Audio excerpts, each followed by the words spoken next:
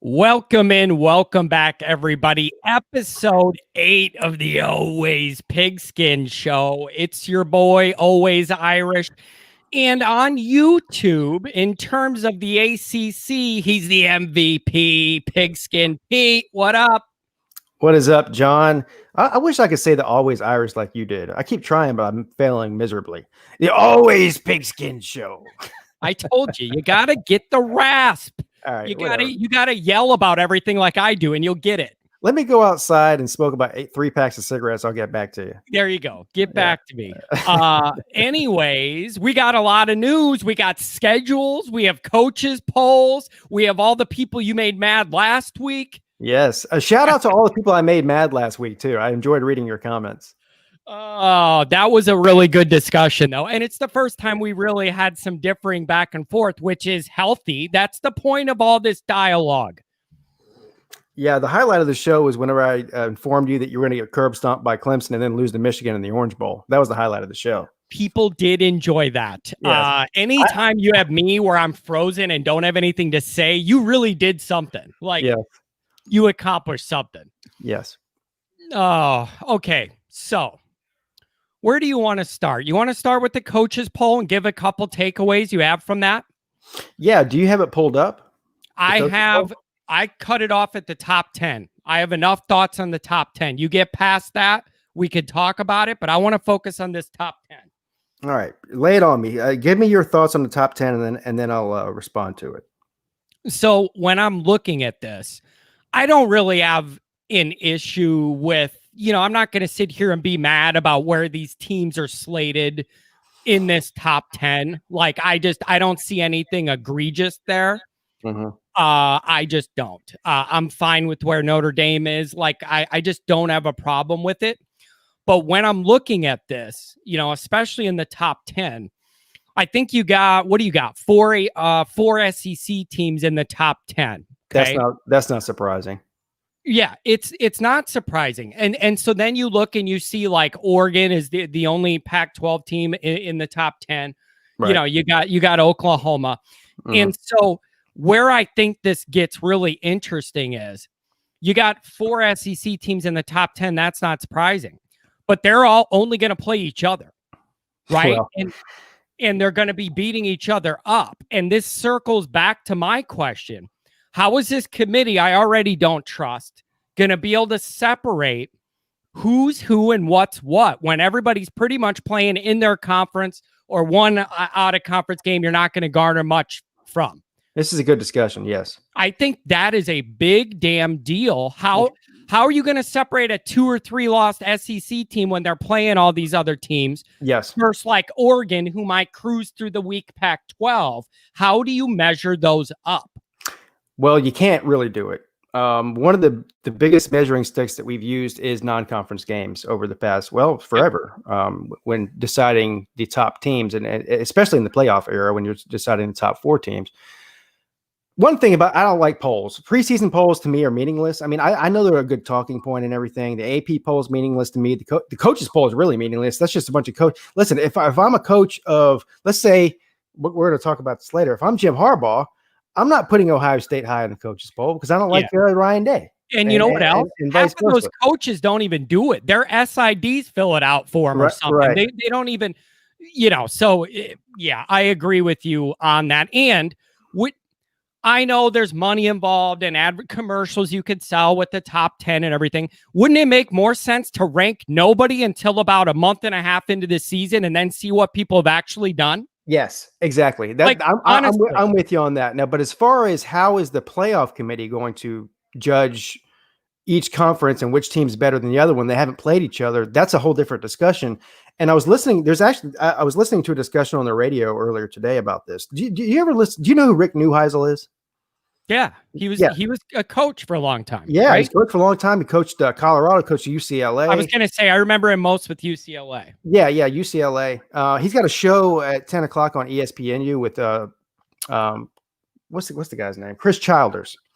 Anyway, it's a great show. It's like on for 3 hours. And Rick Neuheisel really is in the know. He knows all these coaches. He knows how things work in college football. And I'm fascinated every day by the stuff that he divulges on there. And so I was listening to him today, and he was talking about this very subject. And basically what he said was he thinks that because there's no standard for this, this has never happened before, that he feels like the teams like Clemson, like Alabama, like Ohio State will get the benefit of the doubt when it comes to choosing the top 4 teams because of recency bias. So in other words, the only way Clemson gets left out of the playoff is if they say maybe lose 2 games in the ACC. But let's say they lose a close game to Notre Dame on the road, but then beat Notre Dame in the ACC championship, something along those lines. They'll probably still get in. Same with Alabama, same with Ohio State, so on and so forth. So basically, I think this is going to be the most contested. If there is a playoff, this is going to be the most contested playoff system that we've seen in the past 5 years because they're not playing out of conference games. And there's going to be a lot of SEC and Big Ten fans out there that feel like that they're getting left out. Because I can go ahead and tell you this right now. Clemson could go undefeated, and there's still going to be a bunch of SEC and Big Ten fans out there going, but they played only an ACC schedule. They don't belong in there. They didn't prove they're better than anybody in the SEC or the Big Ten. So, it's going to be contested no matter what happens. Yeah. That inequity, when all this started coming down, that's one of the first things I thought of is that it's going to be harder than ever to judge this all out. And so I think you're probably right on what Rick was saying there. And if you think about it, that's probably the committee's safest path because they're going to go with teams that haven't embarrassed them. When they put them in, they perform, they have a good history. I could totally see that. The other issue is, the interconference games is one piece of this.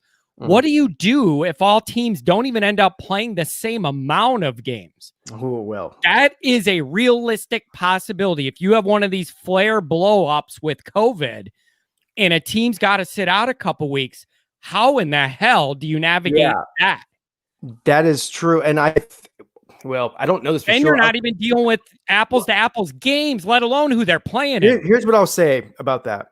And this is just a theory of mine, because listen, as much as we hate politics to be in sports, at least I hate politics being in sports. This will be a political issue. If a team has to miss a game or two, but other teams from other conferences don't have to miss a game or two, they will basically count that as a win for that team as far as the playoff committee is concerned, because anything short of doing that they'll be chastised for it. So in other words, if Alabama is supposed to play Auburn, and they can't play that game, they missed that game, I think that they put a win on both of their schedules for that. I do. How can you? Well, you can't. I mean, you really can't. But these are all those questions that I don't have answers to. There's a lot of different scenarios. Now, the other part of that, piggybacking off of that, forget COVID for a second. But so you have different conferences playing different amount of games too. Like in other words, the ACC and Notre Dame, which I'm considering Notre Dame to be in the ACC. I've come to grips with that. Glad to see you come around. Yes. Anyway, so we're playing 11 games as opposed to most conferences only playing 9 or some 10, something like that. Like Big 12 is playing 10. Yeah. But on the other hand so this was an opportunity, as far as I was concerned, for the ACC to go out there and schedule better teams to make that 11th game. So that would be at the end of the season. Hey, we're you guys are 9-0, but we're 10-1 or we're 11-0. We should be ahead of you.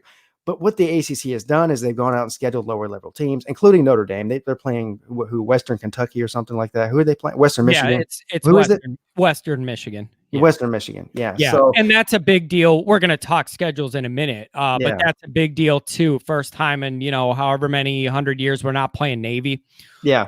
Some people like that. Some people don't, but they ended up with Western Michigan. So there's some safety in the ACC teams doing this. Mm-hmm. You get what I'm saying. They missed the boat as far as I'm concerned. And Clemson, they're the only one in the ACC that has not announced who their non-conference game is yet because they haven't figured it out yet. Yeah, I did. But I can guarantee you it's going to be the Citadel or somewhere along those lines. And that's disappointing to me.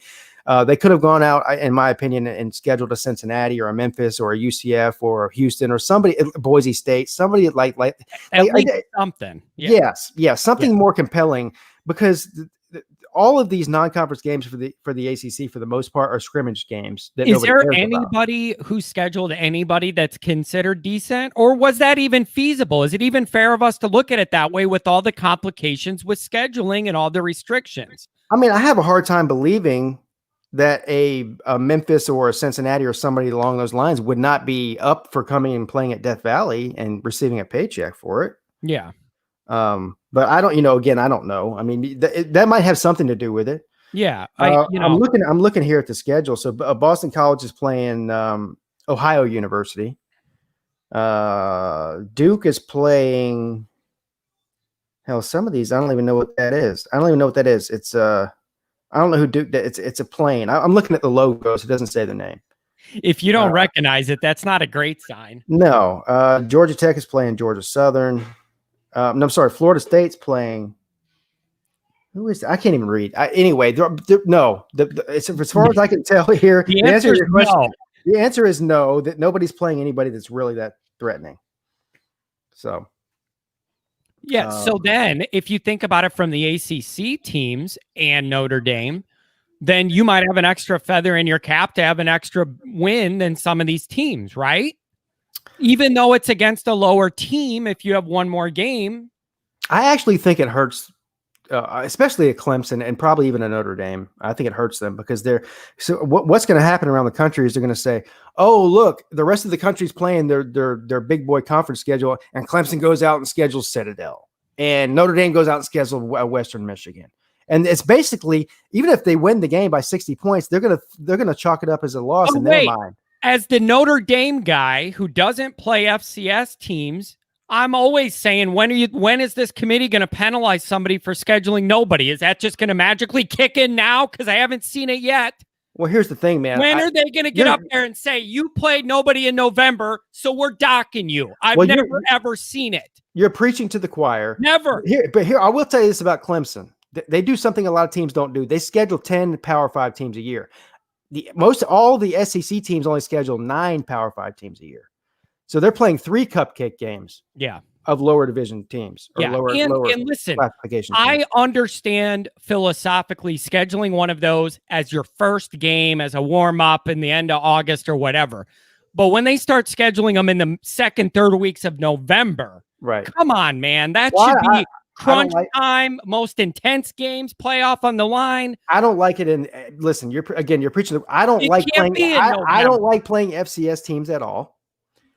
If it were up to me, what they're doing this year, and I've been down this road for the past 48 hours on multiple YouTube channels, and I'm not going to go down it again. But if it were up to me, if Pigskin Pete was running the NCAA and making decisions for everybody, every conference would play 10 conference games, and then they'd have 1 out-of-conference game against a rival, and then 1 cupcake game. Whether it be and that 1 cupcake game, in my opinion, shouldn't be an FCS team. It should be a Group of 5 team.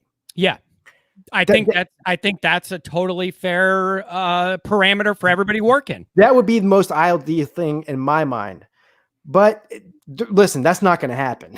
I mean, well, it's not. But this is an age-old argument to a Notre Dame guy. Yeah, because we always get dinged for the lack of the 13th game, and my argument back is Notre Dame and UCLA are the only 2 teams that have never scheduled an FCS team, and I find value in that. So, you want to do apples to apples, take your junior college team off your win if you want to do that, so that's always a Notre Dame argument. That's an old one. Well, listen, Clemson doesn't get credit for beating up on Citadel or whoever they play anyway. So it doesn't help them. Here's what I don't get. What does Clemson have to do to get enough clout for people to acknowledge they're good? Because we do this every year with the ACC not being good, and then Clemson wins a couple titles in a handful of years, barely ever loses a game. Like, doesn't that wipe? If you played a bad ACC and then got killed in every playoff game, then there's a legitimate argument there. But I feel like Clemson's done enough that people should just know they're good and respect it. Well, here's the answer to your question. First of all, I've been hearing for the past 7 years that Clemson's only been good for a couple of years. So, but that continues. Yeah. So, if you go back an entire decade now, 10 years, which is a long time, they're the second most winning team, but literally by one game behind Alabama. Yeah. So it's been a long period of time now. The people that refuse to give Clemson credit are just people that hate Clemson. I mean, people that really watch and follow college football don't think that way. I don't. Yeah, and listen, do I wish the ACC was more compelling week in and week out? Yes. Sure, I do too. Do I wish I could watch Clemson be in some more close games and be pushed a little? Yes, obviously I do. Sure, I do too. But I take that out on those other teams, not on Clemson. And then you guys have proven it in the postseason that I just don't. I think it's just like you said, people that are jealous and they're mad. That's all. But it would be better for everybody if the ACC was better. I'd like to see Clemson be tested more than once or twice in a year. Sure. I think we had this conversation last week when you were asking me about Florida State. I wish Florida State was better. But Clemson plays every year in their own division. Yeah. I wish that Florida State was better. I wish that, I wish everybody in the ACC was at least a little bit better. Yeah. But we might be trending to that in the next few years. Yeah, I think so. It's never going to be everybody. This is a big reason why I'm very selfish. I'm a selfish person, selfish man. Shame on you, Pete, for being so selfish. This is a big reason why I want Notre Dame to join the ACC is because it would make the ACC better. Therefore, it would elevate Clemson's status as well. Yeah, that totally makes sense. I was thinking about that piece of this from last week, and you were mentioning that there's some Notre Dame people that are open to that joining full time. Yes. Was their main reasoning more flexibility for playoff access? Was that the angle you were given, or? I don't know if we got that deep into it because you were talking about like direct messages on Twitter and stuff. Because the only angle I could think is that gives Notre Dame the window to be able to not be perfect and make it. You could lose a game in there and still have that wiggle room. As far as I could tell from the people that contacted me, it's more about the playoffs. It's more about they want Notre Dame to have a better chance to make the playoffs. Okay, well, then let me solve that for those people. Sit back, do nothing, and in a few years when they redo the playoff model and the TV deal, if it goes to 8, you could be independent and have more flexibility. They don't have any patience, John. They want to be they want to be in the playoffs next year. They don't want to wait till 2025. Well, that's my answer to the real argument that is truthful, that it gives us more flexibility. You wait a few years, you might not have to give anything up and get the flexibility. That's kind of where I'm in wait and see mode. Here's the other thing I don't think all these people realize. I was thinking about this. I'm glad you brought it up. I would have forgot. If you make Notre Dame an ACC member permanently for football, their recruiting footprint becomes regional. I do not think. I do not think. I don't agree with that. You ain't gonna be able to sell these Southern California kids to come and play an ACC schedule through Notre Dame. Sure you can. Clemson's doing it. Clemson's recruiting their ass off in all 50 states, sir. Clemson's good. I know, but here's my thing. It's easy to recruit when you're winning. Yeah, when you're winning national championships, which if Notre Dame joined the ACC, they'd have a better chance of doing than they would now. And so get a couple of rings on on that coach's finger, and all of a sudden it doesn't matter which state you go. Hell, we're recruiting in Canada. One of our top receivers from the past recruiting class, a Jew. I don't know how you say his name, from Canada. Yeah, I mean, listen, I am just worried that recruiting geographical footprint will become more regional and less national if Notre Dame did that. I disagree with it because, first of all, if you look at where Notre Dame's located, they're located literally right in the center of the country. Yeah. And they're a huge brand. And if you add winning on top of that, I don't think there is no region. Notre Dame will never be regional. When is this part where you add winning in? You just mix that ingredient in like it's nothing. When they join a conference, I think you have a better chance of making the playoffs and winning national championships in a conference than not in a conference. Maybe. Yeah. So that's my point. So that once that ball starts rolling, then the recruiting follows. Yeah, if you say so. But I mean, that's just my opinion. Maybe I'm the old man. Get off your lawn. But You definitely are. Yes. I don't like the idea. Whatever. If it's playoff access, people are most worried about. Give it a couple years, you might not have to worry about that problem. You make a hell of a koozie, though. I do that. It's one of my favorite koozies. I use it almost every day. You know what? That is high quality koozie material. Some of them are really crappy. They get wet and start disintegrating. Listen, sir, I'm a professional beer drinker, and I'm gonna tell you right now, that is grade A stuff right there. Good. Good. At least I got my money's worth. So my advice would be, if you're a Notre Dame fan interested in that for more leeway for playoff access, sit back, see what comes with the new TV contract for the playoff. You may get your wish and not have to change a damn thing. That's my advice. I think you were right in your original statement saying if you wait 4 or 5 years and they expand the playoffs like they probably will, then I just think it's over then. And there's no reason for Notre Dame to join a conference at that point. So and we already covered, if they do expand, I don't think 6 is enough. I think 10 or 12 is too much. 8's the sweet spot. 8's the sweet spot. And that opens 8 is the perfect number that opens Notre Dame up with one loss to a decent team to still be in. But the ones that come on and tell me that the TV deal is the reason they're staying independent, the TV deal has nothing. The TV deal is not even lucrative anymore. It was lucrative back. It was lucrative 30 years ago. The NBC deal is not the feather in the cap financially or perceptually that it used to be. Clemson and every other ACC team made more than Notre Dame did off of TV deals last year. Accurate. Yeah, that's factual. Yeah. But that you're absolutely right. Well, look at how much has changed. Everybody's on TV now. It's no big deal. If you play football, you're on some channel. Right. Literally every Memphis game's on TV. You're talking about a Group of 5 team.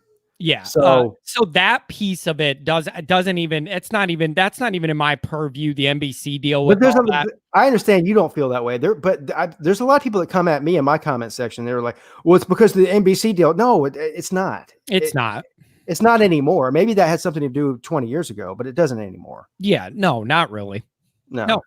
So I don't know. We'll just have to see how it goes. But you don't give up what you've been doing 133 years to try and gain access to a playoff for 2 or 3 years. And then that window could open anyways. That's how I see it. So let's do this for this year. See how it goes. Okay. Go back to independence. Give it a few years. See what they do at the playoff. Then you assess where you're at that point. That's what I think they're going to do. I can't wait to see what you look like in 2025. I bet your entire head is gray. You might have to come look at a headstone by that time if Notre Dame stresses me out the way they normally do, I might not even be here then. And I'm glad on your live stream, I did see you brought up the topic of this being a Notre Dame having so much on the line this year. Oh, yes. I cannot reiterate that enough. Yeah. And I don't know if everybody in the Notre Dame world's feeling that, but that is top of mind to me. You have perceptually, you have everything to gain and everything to lose. I think that Notre Dame has the most pressure than any other team in college football this year. Yeah, Notre Dame's always got a target on its back for being different, being the only one doing what they're doing, all holier than thou, all the normal things against Notre Dame. And now you're in a conference in a perceivably bad conference too. That's the key to this. If Notre Dame joined the SEC for a year and lost 3 games, okay. Well, the SEC is so great, whatever. We're expected to lose 3 games. You lose 2 or 3 games in the ACC. That like you said last week, man, that could haunt you for years and years to come. Yeah. And the flip side of this, just like you were talking, you interact with people who already have it in their mind. They're going to rip on Clemson no matter what's presented in front of them. You know damn well, let's say, Notre Dame ends up with 1 loss and it's to you guys, and then we're in the ACC title game against you guys. That argument, even then Notre Dame's going to get no credit because then they're going to say, oh, yeah, you made it to the title game in that conference that's down. That doesn't mean shit. Yeah. Anything short that's going to happen if that's how this plays out. Anything short of Notre Dame at least making it to Charlotte for the ACC championship game is a massive loss in the eyes of public opinion. That is my position 100%. I don't even care if Clemson beats the crap out of Notre Dame like the 2018 playoff game in that game. Well, Notre Dame got to be there. They got to be there. But they want to be there, and you don't want to get blown out either. You want to be competitive.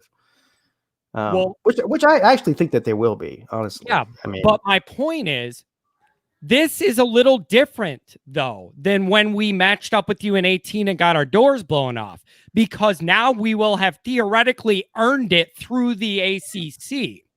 So that's a different angle, because you're not this independent doing your thing, getting voted in and getting blown out. Even if we lose to you guys bad in Charlotte, I could say, if you're another ACC team, why are you giving me crap? Why isn't your team there? You played the schedule. You could have ended up playing them. So there is a little more leverage for Notre Dame fans, because we will have literally gone through a conference. On the other hand, nobody could say we're stealing a spot we didn't, deserve. Imagine Notre Dame goes 10-1 in the regular season and beats Clemson in the ACC championship game. I think Notre Dame fans would be insufferable at that point. That's something that I don't want to see happen, because I don't want to have to. Well, you want to see that happen. That's the ultimate troll. You cannot create in your mind a better troll if you're a Notre Dame fan. Oh God. That's it. That is it. You peace out and you go, yeah, it's not that hard. 1 year, even if we play a decent competitive game and lost to your team in Charlotte, even then Notre Dame fans are going to use this and say, 1 year, we're already in the ACC championship. It ain't that hard. See ya. We're going back to independence. Peace out. Yeah, well. That's what's going to happen. Well, we'll see. And that was the other thing, that your fans and my haters, the ones that were disagreeing with me last week, were saying, this guy's out of his mind. All I did was say if Notre Dame lost 3 games. I didn't say it was going to happen. I don't think that's going to happen. But I said if it happened, it would be a bad situation. This guy's out of his mind. He's talking about Notre Dame losing 3 games. That ain't going to happen. It could happen. That could definitely happen. Sure, I don't think it should, but it's football. Anything dumb can happen. Yeah, of course. It's certainly feasible, but I think, to me, in my mind, the path for me is, if you're going to have 1 loss, it's you guys in the regular season, and then do the best you can in Charlotte. If you even lose to you guys and 1 more, I'm going to start getting my panties in a bunch. So let's take a look at these schedules here. You ready to do that? Yeah. All right.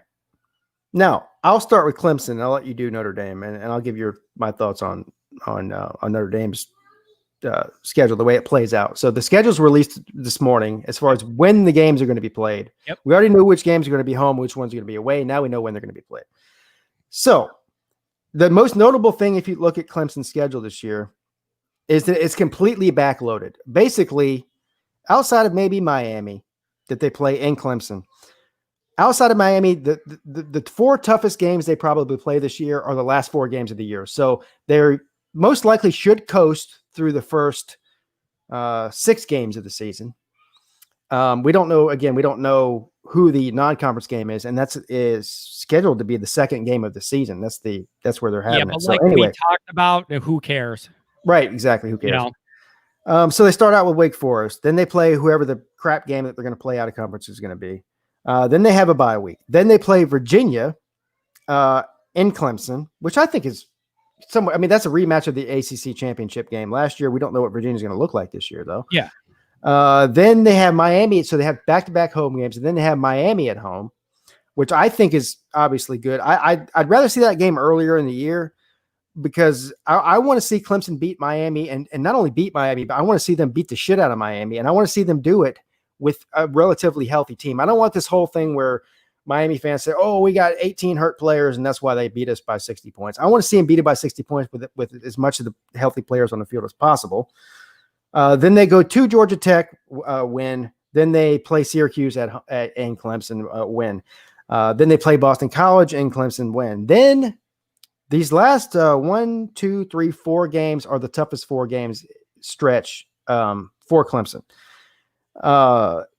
at Notre Dame, November 7th. Hopefully we'll be there. Then an open week. Then at Florida State. So 2 road games in a row with a bye week between. Then we play Pitt at home, and then we go on the road and play Virginia Tech. So Notre Dame, Florida State, Pitt, Virginia Tech, and let's see here. 1, 2, 3 of those being on the road for Clemson. That's the toughest stretch for Clemson is at the end of the year. Yeah, when I first saw the Clemson schedule, the first thing I noticed was you guys did lose the bye you had before Notre Dame. Mm-hmm. And so I did notice that on the schedule. Whether that matters or not, I don't know, but it does to some people. I did notice that. And then the exact games you bracketed, it's exactly what I bracketed. I mean, it jumps off the sheet at you that this is extremely backloaded. I don't think Clemson should lose any of these games, but the Notre Dame, and then you do get the week off in between to heal up, rest up, do whatever you got to do. Talent-wise, Florida State, Pitt, Virginia Tech should be no problem for Clemson. You're late in the year, maybe you're a little beat up, so that's their tough stretch right at the end. Yeah, and here's the other thing and we spoke about this before the show started. Miami, Virginia Tech, and Pitt all play Clemson, and all 3 of those teams have a bye week before they play Clemson. Yeah. Which is 3 of their toughest games. Yeah. And is that a little interesting to you that the ACC would kind of set their big dog up like that? Or do you think that was was that out of their control because they're trying to piece this together? Yeah, I don't think it was nefarious or anything. I think it just sort of happened to fall that way. That's what I was thinking. But generally, I'm thinking you kind of, if you're the conference, maybe you want to protect your big dog a little bit from that. I don't know. I don't know if that's a consideration or not, or only in my mind. I don't know. Yeah, I wouldn't make that leap. I think it just happened to fall that way. Yeah. Probably. And then I do think the other thing is the little corridor of Virginia, Miami interests me, but I think it really is nice that they're both at Death Valley. Right. So that helps. Yeah. And so with that stretch, I think that's of benefit, or maybe not that big of a benefit. How many fans you guys going to allow in? What's the deal? Well, I don't know. But still, you're not, even if there's not fans, you're not traveling, you're in your own town, all that kind of stuff that comes with the home game. So the Virginia Miami corridor, the schedule is interesting to me. And then, like you said, it's just all backloaded. So you just got to stay healthy, have nothing dumb happen, basically. Yeah, basically. And so, but here's the thing. So that Virginia and Miami game in particular, those 2 games, Clemson cannot afford to lose either one of those games, because then the pressure will really be on. Because of the last 4 games they have to play. Yeah, I agree with that. And then, like we looked at the coaches poll, and I got Clemson number 1. Any Notre Dame fan, you should want Clemson to run that baby as with number 1 as far as they can, win or lose against you guys. The higher you're ranked, the better it is for Notre Dame too. So sure, yeah, we're gonna want you guys to run this till we play you. So I do believe, because I never have ever picked Clemson to go undefeated. And I know most people look at the schedule and go, oh, Clemson will run through that schedule, including Notre Dame. They'll beat everybody. That's what I said. I don't think so. I still, and I hope that it's against a team like Notre Dame or a team, well, hell, I don't know. Not you're saying not something really dumb and fluky. I don't want them to lose to like Georgia Tech, right? I don't want them to lose to. Yeah. We've had this discussion before, and you brought this up. My question to you is, before you kind of said this to me as a general rule because of how hard it is to go 12-0 in a normal year. So is that it, that it's a general theory that it's just hard to count on a team winning every week? Yes. Or is it specific to this team, this schedule, whatever? No, it's specific to, it's a general blanket statement that it's so hard to go undefeated no matter who you are. Yeah. And we've seen in national championship teams that, some great all-time Clemson teams have lost to bad teams. Yeah. Like they lost to Syracuse in 2017, lost to Pitt 2016, so on and so forth. But obviously they were superior teams to those guys, but it's just hard. It's hard to win every single game. And especially if you're running through teams like, a hot knife through butter, you know, it gets a little bit monotonous. You start overlooking teams, and then these teams, every team that plays against Clemson, especially in the ACC, is their game of the year, and they might be more up for it than you are. You know, so it's just hard to go undefeated. Yeah, you know who that reminds me of? A little team in South Bend called Notre Dame. Dude, that's what another thing people don't think about. Everybody freaking hates us. So we're highlighted on every single schedule. Yeah. And for a lot of those teams, playing Notre Dame's bigger than their in-state rivalry game or whatever. Sure. Yeah. So you're going to get whatever anybody has in the tank. Yeah, you're going to get everybody's best shot. Yeah, sure. So we get it just because we're hated. You're getting it because you're so good and people want to knock you off. Right. So it's familiar there. Anything else on the Clemson schedule? But the backloaded nature of that really jumps out to me. Yeah, that's the main thing that I took out of it. And I did expect the Notre Dame game to be moved up sooner, but I don't know how I feel about that. I mean, I guess I don't have a feeling either way on that. Yeah, I was surprised that they left it where it originally was, though. I could understand philosophically trying to move some bigger games early just to try and make sure you can get them in case we have to call timeout for a COVID or whatever. At least you could have a few of these big marquee games early. Like I think Ohio State, Michigan moved into mid-October. It's the earliest that game's ever been played. So they did move that one up a little. Mm-hmm. So I don't know. I mean, do you have any feelings as far as when that game's being played? Do you have a preference? No. Okay, me either. Really? No. Well, my preference is that both squads are undefeated going into it. That's my preference. That's good. That's a good way to look at it. That would be my preference. I think I like where I like it being later in the year because I think it's more compelling, especially like you said, if both teams are undefeated or both teams are ranked in the top 10 or top 5 or whatever. Yeah. But even if it was Clemson undefeated, Notre Dame with one loss somewhere, even that would still have juice. But if they're both undefeated, that's going to be something. Sure. Oh yeah. That'll be the game of the week that week. Yeah, it's just a real shame, man, because that's setting up to be what would be an awesome weekend at Notre Dame, and it's just not going to be able to be normal no matter what. So I'm still holding on to my hope until somebody says something. Yeah, and that's all you could do. Yeah. All right. So go ahead and let's go through Notre Dame's schedule. There's a couple of things I noticed about Notre Dame's schedule. It's much more spread out as far as their tricky games are concerned. Yeah, here's number one. There's no Navy on this schedule for the first time since 100-something years. We were supposed to. It was going to be their home game. It was going to be in Ireland. Then they moved it to their campus to Annapolis, right? Yeah. Now that's out, and so that just didn't work out. So that's how we ended up retaining Western Michigan on the schedule. So there is no Navy. Half the fan base likes that. I'm in that half. Half of them don't like it. But that's a big deal for Notre Dame people because it's been on the schedule forever. Well, I will tell you this: Navy would have been a much more compelling game than Western Michigan. Yeah, for sure. Yeah, but I say it every year. The thing with Navy is it's a lose-lose for Notre Dame. If you lose to them, you're ridiculed forever, and if you beat them, you get no credit because they're just a military team.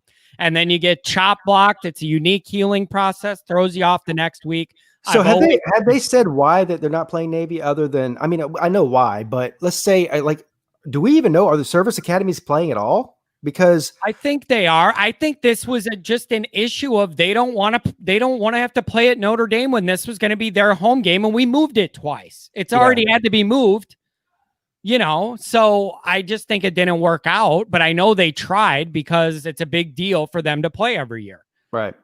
And Western Michigan was already on the schedule as our kind of throwaway game anyways. Okay. So it was easy for them to retain that. I got you. Yeah. So you're looking at Duke at home, Western Michigan at home, at Wake Forest, home Florida. Nobody just goes into Wake Forest and gets a win, John. Yeah. Can't do that. Well, anyway, go ahead. And then look at this. Happy birthday to John, October 10th, Florida State at Notre Dame. So I like that. Louisville, Notre Dame, at Pitt, at Georgia Tech, November 7th, Clemson.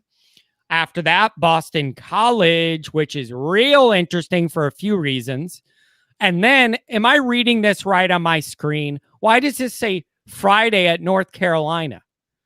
What the hell is this Friday? What is this? Are we playing a high school game? This is bad news for you, man. Welcome Are we to the playing a high school by the game? way, I don't like this by shit. the way, welcome to the ACC. I don't like this. Because I'm going to tell you right now, every single year, especially in the ACC, an unranked team loses or beats a ranked team. I don't like this on Friday night. Why are they doing this? Trying to boost the ACC TV channel? Why are they doing that? And in my opinion, that's going to be one of your tougher games too. So that's yeah. And I guarantee if it's on Friday, it'll be a primetime game because there's no other games on. Now wait a second. Friday, November 27th. Is that the day after Thanksgiving, and that's why it's on a Friday? Is that what that is? I guess so. Yes, and that's more bad news for you. But here's the thing. Yeah, I wouldn't like it either if I were you. It's going to be a night game. It's going to be on a Friday night. You're going to be the only game on. All the pressure's on Notre Dame. This is not good for you. Yeah, that's a setup. I don't like it at all. Yeah, it happens every year. I wouldn't care who we're playing. Even just the Friday, Saturday thing throws me off. I don't like it. I like my routine. Get off my lawn. We already covered it. And it's always the same situation. It's always a highly ranked team goes on the road to play an unranked team at night on Friday, and they get beat. It's always the same situation. That's trouble. And then Syracuse at Notre Dame to end the season. Here's what I noticed about this schedule that sticks out to me. I think you got lucky in a couple ways here. So you got Clemson at home. Yeah. You got Louisville at home. Yeah. And you got Florida State at home. Now Pitt is on the road, and so is North Carolina. Both those are, I think, trap games, tricky games. Yeah. But the three most likely to beat you, I think, are probably Clemson, Florida State, or Louisville, and you've got all of those in South Bend. So I think that works out in your favor, at least a little bit. That's true. When I'm looking at this on the front half, I have a little bracket around that Florida State, Louisville, Pitt 3-game run there. Mm-hmm. Notre Dame should be the better team in all three of those scenarios. Will that work out 3 in a row? I don't know. Because there's a trip up there if you allow it to happen. So those 3 in a row I'm looking at with a little bit of, okay, knock one off, move on to the rest. Doesn't have to be pretty, just get it done type of deal. Yeah. So that little 3-game stretch there is a little tough. And then we have Clemson. Obviously, we don't need to really talk about that. But that Clemson transition into Boston College, that was a big deal for a couple reasons. Historically, here's reason number 1. The game of the century, Notre Dame versus Bobby Bowden in Florida State in 1993. Notre Dame wins it. Oh, number one. Lost to Boston College on a last-second field goal the next week, okay? That is something Notre Dame fans have never gotten over. My family hasn't gotten over it. That is just something that's a big deal to Notre Dame, that you get that big game, and then you got Boston College right after it. And that Boston College, so you're going to be banged up, or at least, you're not going to be, the players aren't going to be, fresh and like a daisy after playing Clemson, right? Yeah.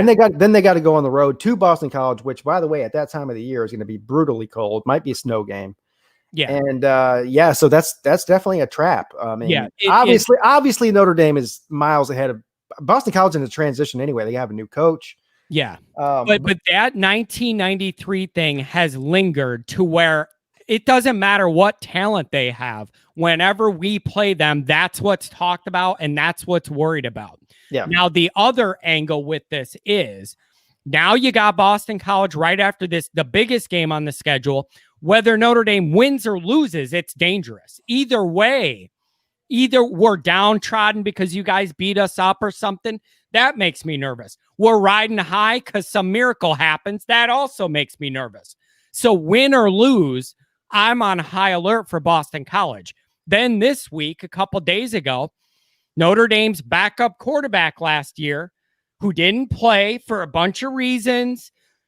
You can debate what it is, the coach, his attitude, just lack of development, who's responsible for it.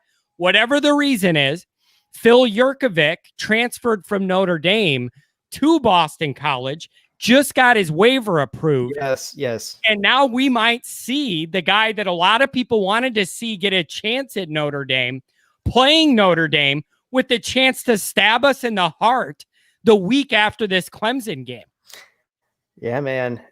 That is an intriguing matchup. The other thing I just noticed that I can't believe I didn't pick up on this before for Notre Dame, anytime you have back-to-back road games, it makes me nervous. So Clemson doesn't have any back-to-back road games.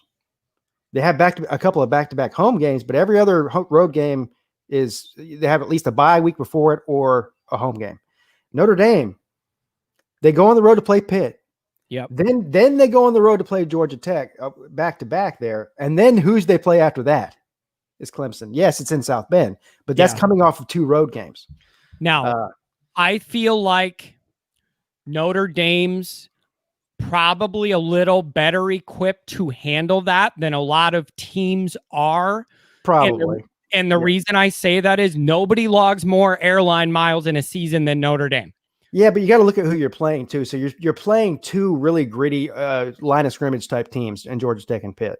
So it's not going to be a finesse game. It's going to be. I mean, you'll clearly out talent them and beat them most likely. But what do you make of Georgia Tech? Like, I don't know much about their talent. Like, because they're not doing the triple option. They're out of that now. No.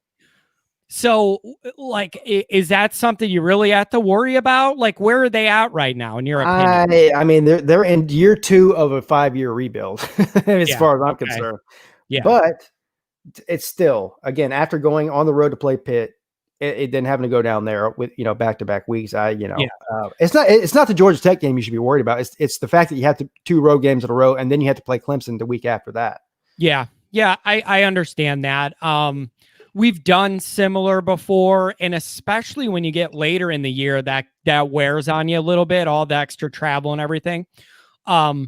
So yeah, there's some interesting stretches here, but that Florida State, Louisville, Pitt, I'm almost of the mindset they're going to either run through all of them and win them or drop 2 of them. Like I almost feel like it's going to swing to where they find a way to win them all or they get clipped like twice. I think you can't go into the Clemson game with 2 losses. Notre Dame cannot afford to do that. Oh no. No. So they got to just do 1 week at a time. 2 loss is a magic number. That's something else I wanted to ask you. Yeah. I'm penciling you guys into Charlotte, either 0 or 1 loss. Okay. Regardless of who it's to. Right. Do you think 2 losses is that other window? I do. So do I. Do I. Yeah, I really do. Two or fewer. So in other words, one or 2 losses. A 3 loss. Let's put it this way: whoever faces Clemson most likely, if I'm just going to go ahead and assume Clemson's going to be in Charlotte, you're going to have that 1 loss. The next team is going to be a 1 or 2 loss team at the most. 3 loss teams not going to happen. I kind of thought it would be 2. Right. Well, maybe 1 or 2. Well, half these teams are going to take a loss to you guys, and then the talent level after you guys drops so much that I see other teams beating each other up. I think 2 losses get it. But hypothetically, Notre Dame could be a 1-loss team that plays Clemson in the ACC championship, with their only loss being to Clemson in South Bend. Yeah, well, that's like my number 1 scenario, but right. I mean, that's kind of where my mind is at of what it should probably be. The other thing is, now wait a second, am I like dumb for this? What happens if that's Clemson with 1 loss or 0 losses, and then you got a bunch of other teams that all have 2? Yeah, I guess I don't know how to do the tiebreakers. Like, how do you do a tiebreak if you have 3 other teams that all have 2 losses? Well, I guess the next thing you have to do is go to head-to-head matchups and common opponent, right? Yeah, I don't know any other way to do it logically. Right. Like, if you're going to end up in that scenario, I don't know. Yeah, so let's say Miami has 2 losses, Notre Dame has 2 losses. So then they'll say, okay, well, what common opponent, did they play head-to-head? That sort of thing. If you eliminate all of those, exhaust all of those tiebreakers, and you still come to a tie, I don't know what you do. Yeah, but I thought of that today. I'm like, okay, how's this going to work? Like, if it's not clear cut, what are you going to do? Right. I don't think it'll come down to that. Usually it doesn't. But again, we've never been in this situation before, so we don't really know. Yeah, what to I expect. just think, and even with like all the playoff stuff, like people are talking about expanding the playoff this year. Is that practical to you? Well, it's not going to happen. There's still a contract. But I mean, like, just for this year, because of the virus, people were saying it's only fair because things are messed up. How to judge them? You got to add more teams. But doesn't that defeat the purpose of why this is all messed up anyways, which is to do less? That's all a fairy tale, though, because there's still a TV contract in place, and that's all that matters. So it's going to be a 14. If there's a playoff, it's going to be a 14 playoff. Do you expect a full bowl game slate, or do you think they're going to do away with a lot of those lower end bowl games? That's a great question. I would say that they are probably planning on having those bowl games, but that could certainly change at any moment. Yeah, because the one thing I haven't heard anything about is postseason play. I haven't heard anything talked about any of that. I think everybody's just crossing their fingers, hoping we'll worry about it when we get there. But we did hear the NCAA say basically they're supposed to announce whether they're sanctioning these conference championship games or not. But it doesn't matter because the conferences themselves have already said we don't care. And by the way, this is the other thing. So the conference championships are sanctioned by the NCAA, but however, the playoffs aren't. The playoffs aren't. It's an independent body. They have nothing to do with the NCAA. So so basically, that's the reason I think that there will be a 14 playoff. Now, as far as the other bowl games go, that's I think you'll at least have the New Year's Six bowl games at the very least, and then of course the playoff games. When it comes to the Cheez-It Bowl and the Carb Bowl and all that other shit, I mean, who knows? I don't know. The good news might be you could have them in some of these cold weather, crappy areas and have the same amount of fans if you do a lockdown. You have about 15 people in there. I still feel like the universities make enough money off the bowls and the TV stations because bowl season's big on ESPN and those mainly ESPN. I guess NBC and CBS maybe have some bowl games too, but those are big money makers during the holiday season. People are off work. Everybody's in a football frenzy at that point. So I think you can follow the dollars. It all comes down to the dollars. Yeah. Yeah, that makes perfect sense. And you have anything else on these schedules? Because you kind of saw some of the same things I was seeing on both of these that jumped out. The ultimate dream would be for both of us to be undefeated going into November 7th. That would be it. That would be, yes. A lot of fans, not a lot of fans, I don't know, but that's the most compelling football I could come up with out of these schedules. Yeah, I don't really see anything else on the schedule that jumps out to me. I mean, the only thing is NC State is the only team in the ACC that dodged playing both Clemson and Notre Dame. Interesting. But it doesn't really matter because NC State is picked to finish, I think, 13th or 14th in the conference anyways. Or no, in this case, 15th because there's Notre Dame to it. Man, you ended up with like NC State. They had that monster D line a few years ago, and they were like really disruptive and kind of had it going. And then Syracuse had like a couple years where they upset and beat you guys, and but it's not sustainable. They're not sustaining it. I should say it's not building. Well, Dave Dorian, the esteemed head coach of NC State University, is the biggest douchebag in all the ACC. And he's also stealing money. He's had to explain. You throw out a couple of claims there. Listen, well, the douchebag part is self-explanatory as far as I'm concerned. The guy. Have you paid attention to him at all? You've never seen a bigger crier in all of college football than this guy. Not really. I mean, I only pay attention when Notre Dame plays him, basically. So, well, there was one incident that happened. I want to say it was back in 2000. Let's see here, 17. No. Yeah, 17. The year that Clemson had Kelly Bryant as the quarterback, and they went and lost in the first round of the playoffs to Alabama. But that game was NC State that year. And immediately afterwards in the press conference, Dave Dorian starts throwing out accusations that Clemson was cheating because they had a laptop on the sidelines, and you're not supposed to have a laptop or electronics on the sidelines. Come to find out, basically, it was a college student who runs the social media for Clemson, and he was over there posting on Facebook and Twitter during the game what was going on, and he was trying to insinuate that Clemson was cheating. And that's not only the first time. I mean, he's I think out of all the coaches, Dabo Swinney is such a likable guy as far as at least in the coaching circle. Most all the coaches love Dabo Swinney. Dave Doring does not like Dabo Swinney. And it's very clear. But anyway, I just don't like the guy. I think he's smug. I think he's a sore loser.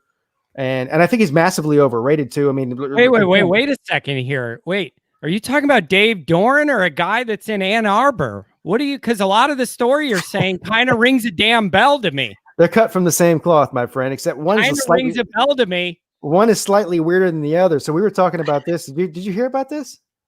With I Jim. can't get enough of this guy. This guy is a lunatic. He does not reside on planet Earth. I don't know what's wrong with this dude. And this comes on the heels of He's a weirdo.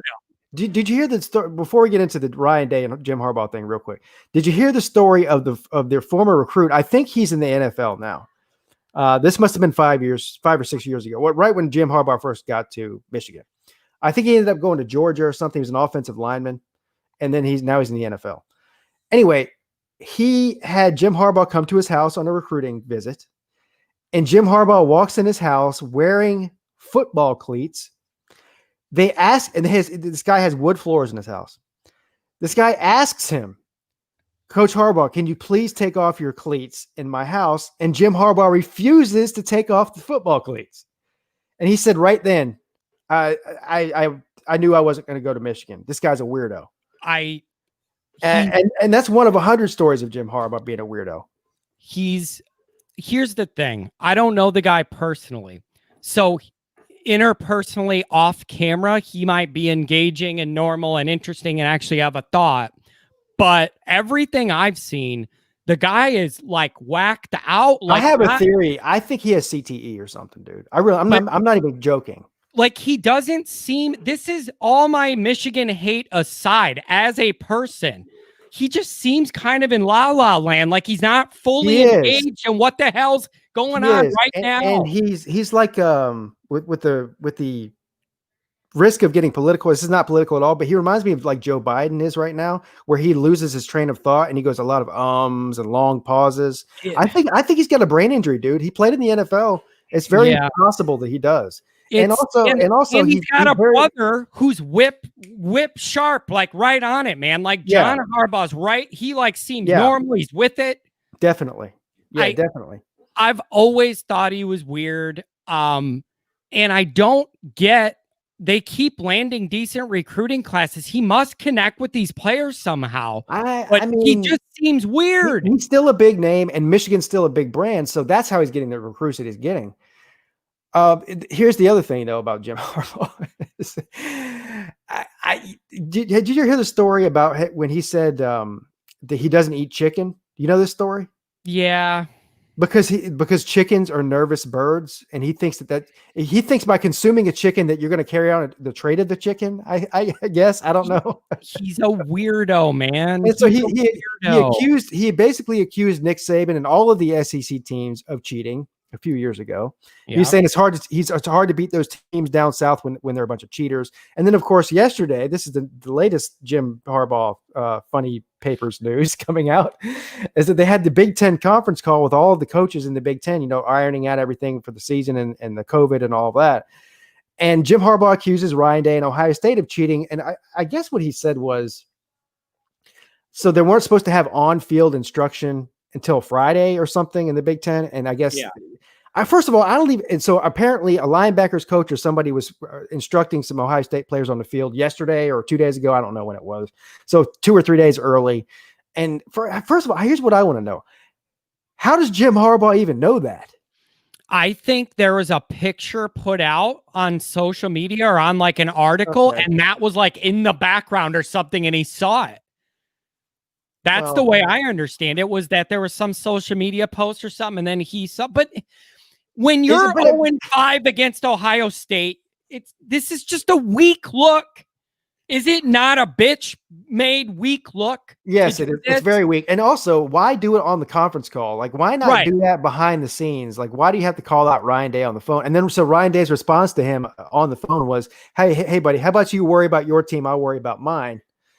And then Ryan Day reportedly goes back to his team and tells them, I hope there's no mercy rule in the Big Ten this year because we're going to hang 100 on them. Oh, I hope that happens.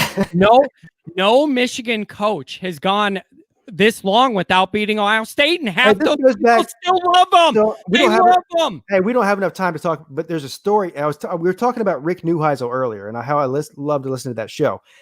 So there was a time when Jim Harbaugh was at Stanford and Rick Neuheisel was at UCLA. You could tell Rick Neuheisel, first of all, does not bash coaches. I've been listening to him for the past 2 years, almost every single day on the radio. He is very complimentary. He understands what it's like to be a coach. He has nothing nice to say about Jim Harbaugh. And this is a guy that says not a bad thing about anybody. So here's a story he told briefly. The first time that they played, when Neuheisel was at UCLA and Harbaugh was at Stanford, I guess Stanford beats UCLA. And they go out for the post-game handshake and congratulations deal. And so Rick Neuheisel says he sticks out his hand to shake Jim Harbaugh's hand. Jim Harbaugh slaps his hand and says, "How about that?" and walks off. And so, listen, this guy is a complete clown. And I can tell you right now, he's not liked by other coaches at all. He's a jerk, basically. Here's the thing is, and I said this from the beginning, when you get this prodigal son, our guy coming home, he's the perfect fit for all that. Yeah. You can't fire the guy. If that's your position with him coming in, I don't see a way he leaves until he wants to leave. Yeah.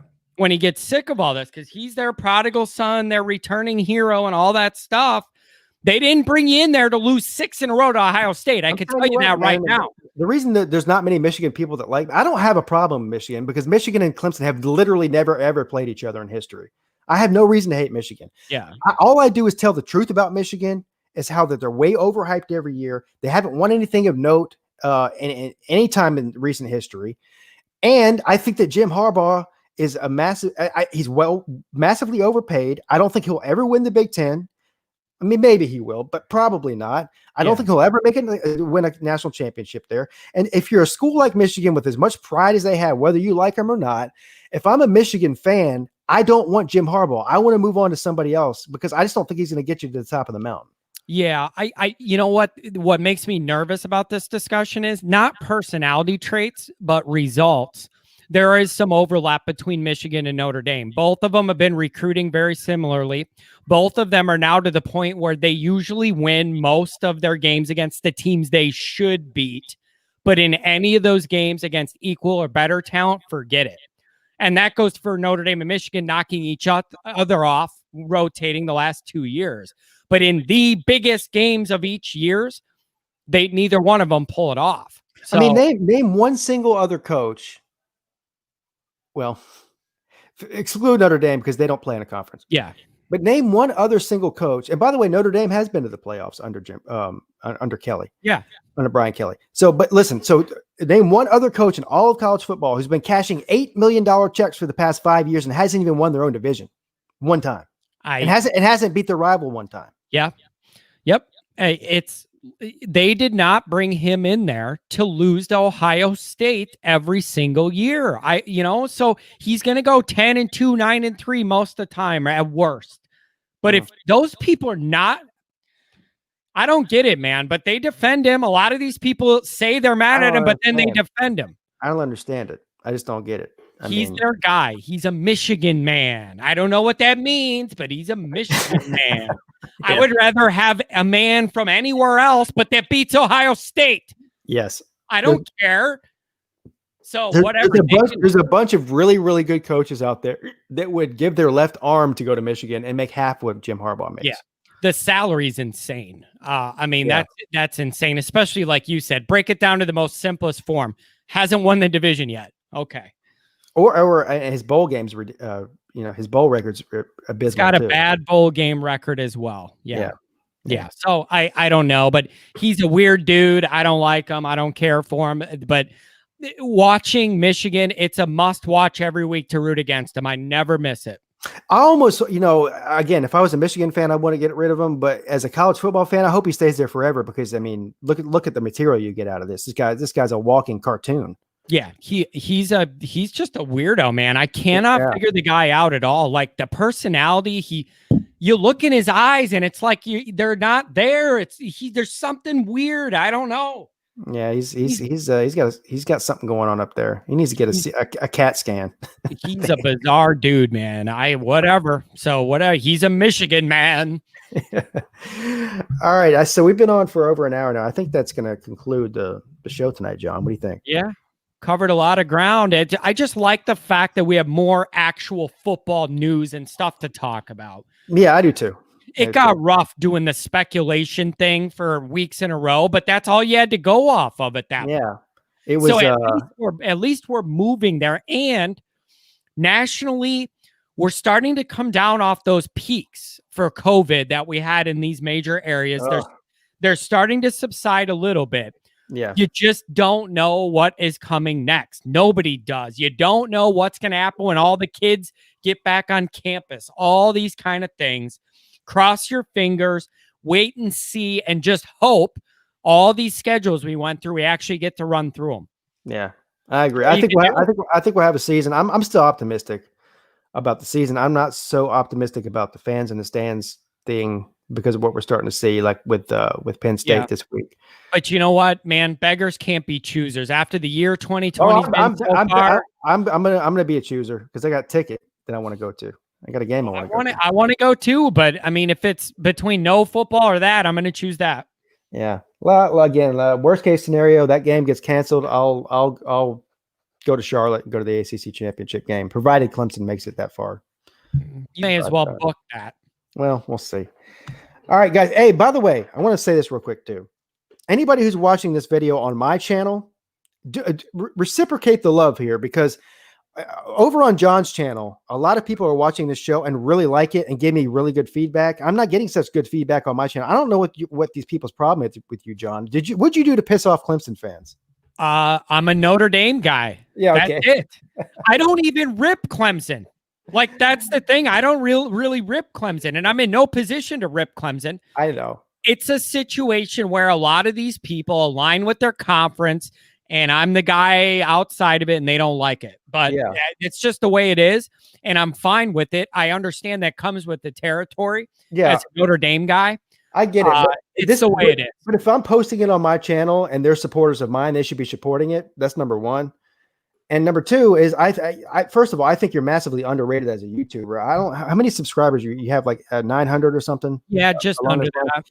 You deserve way more than that. I appreciate that. But you know what I'm hoping is I didn't start doing video till a couple months ago and we haven't had any football. So I'm hoping if we have football and now I have the video format and then people, 5 times the people start YouTubing college football stuff once we see it. Yeah. So I think that'll help. But we all help each other out here. But most of the people that watch me, they're not all Clemson fans. I got fans from all teams that watch me. Yeah. And all I do is ask them to go check you out and support you. If they don't like what you're doing, they don't like what you're doing, but at least go check the guy out and make your own decision. I appreciate that. Yeah. Thank you. And by the way, thank you to all of your viewers who support me. I really appreciate that. Well, a lot of them really did like you until last week. Oh, that's all right. It sounds like my wife. My wife used to like me too. Even though they're mad at you, they're still damn sure going to watch this show. They're going to watch it still. That's the story of my life, sir. I always tell people as soon as if they come in the comment section and say, "Hey, man, I'm a new subscriber. Just saw my first video." I go, "Give me 2 weeks and I'll piss you off. You'll be gone." Let's see if you stick around. Yeah, right. All right, guys. It was fun. Episode number 8 of Always Pigskin Show in the books. See you later, John. The books. Peace out.